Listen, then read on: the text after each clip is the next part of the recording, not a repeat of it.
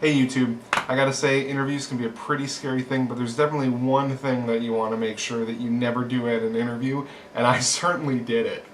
There was a while after I moved, and I spent a month unemployed.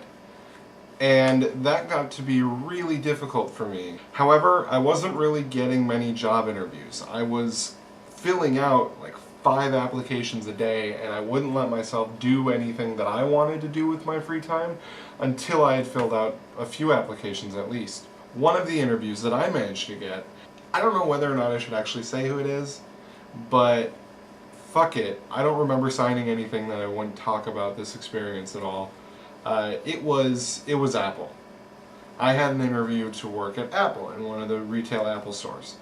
I got into this environment where I was going to be in a group interview. I was in this room full of people, and I did something that messed it up for me, and I threw away that interview, and I did it completely on purpose. So they're having us go up in groups of 2 to role play some customer service interactions. One person would be the customer service representative, and one person would be the customer, and then you'd switch.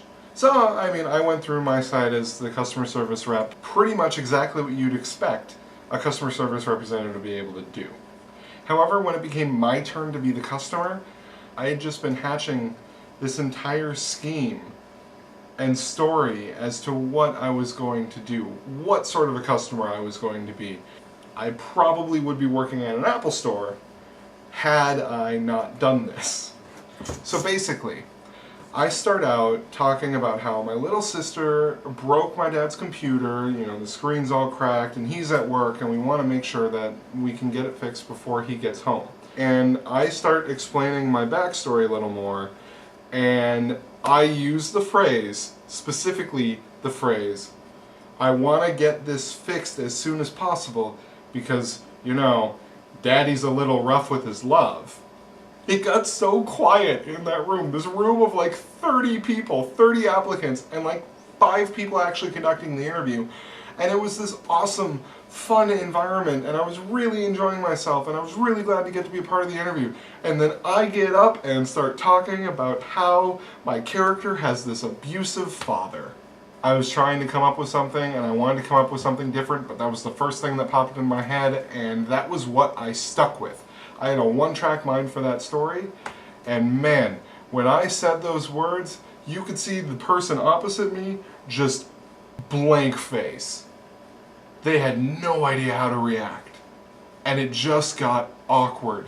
And so I kept it up, and I kept talking about how I had to make sure this got fixed, or my little sister was going to get beaten by my dad. And that is such a horrible thought, but looking back on it now, that is one of the best interviews I have ever had.